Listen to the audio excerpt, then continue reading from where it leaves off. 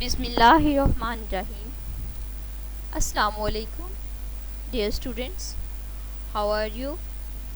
I hope you will be fine and safe at your homes. Welcome to our geography classroom.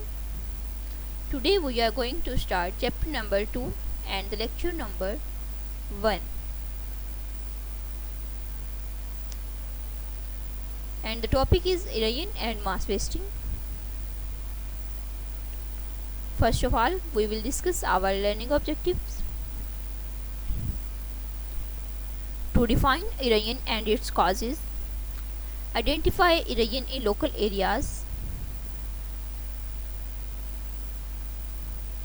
Important terms: glaciers. A slowly moving mass of ice is called glacier. Scratch. A depression scratched or carved into a surface. Debris. The remains of something that has been destroyed or broken up is debris. What is erosion? Erosion is the geological process in which the earthen materials are worn away and transported by natural forces such as wind or water. In the process of erosion, rocks are broken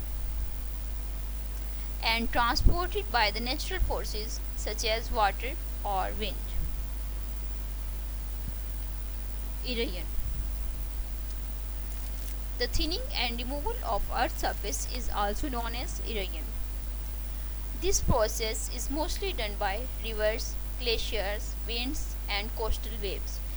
These all rivers, glaciers, winds, and coastal waves are known as forces of nature. And these are the main factors for erosion. These factors transport the broken parts of rocks from their original place to their new areas. This picture elaborates a beautiful scene of erosion by which these rocks have been formed. The next topic is mass wasting. What is mass wasting? Due to gravitational force of Earth, the rock stuff travel along the slopes toward the lower area is called mass wasting. As you know, the gravitational force of Earth pulls down everything toward it, and the broken parts of rocks and small sand grains automatically move down from the slopes to the lower area due to gravitational pull of Earth. This is called mass wasting.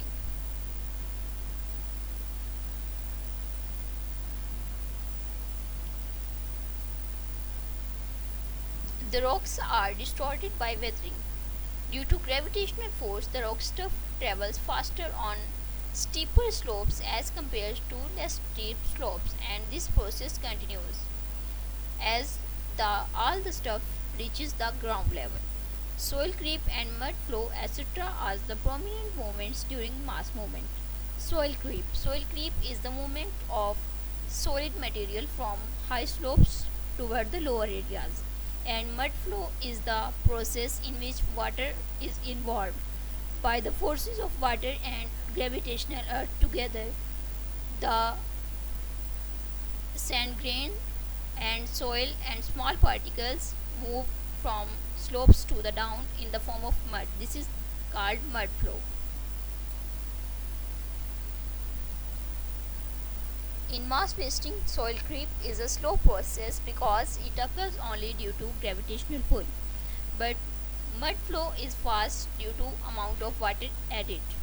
Soil creep is the slowest movement in mass wasting, and we can't notice its speed. Soil creep is commonly occur in hilly and semi-hilly regions.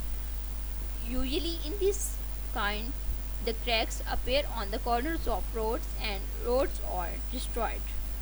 The panels of electricity and wires are inclined. Gravitational force of Earth plays an important role in moving the stuff. Water also plays an important role in soil flow. Mass wasting usually occurs in rainy seasons. Soil flow happens on sharp slides, and within few hours a portion of mountain flow downward. The flow of mud is an important type of mass wasting. It is an environmental problem. This mud is a kind of soil debris stream. Soil debris stream means the mixture of water and the debris of or remains of rocks distorted by the weathering. During its flow, the rainwater takes away the weak and soft minerals of rock, and this process occurs in a few hours. If some features like villages or other thing come in its way, they are vanished for always. In this picture you can see a road is being blocked due to mass wasting. Difference between weathering, erosion and mass wasting. Weathering, erosion and mass wasting are all the types of denudation, but they have some differences between them. In weathering, the rocks are not transported to other places after breakdown. In erosion process, the rocks are broken down and also transported to the other places. In mass wasting, the earth's crust moves from higher to lower position due to gravitational forces of earth. This was our today's lecture. I hope you have understood a lot of it. We will meet inshallah in the next lecture, and for that time, Allah Hafiz, and take care of yourself and your family. Thank you.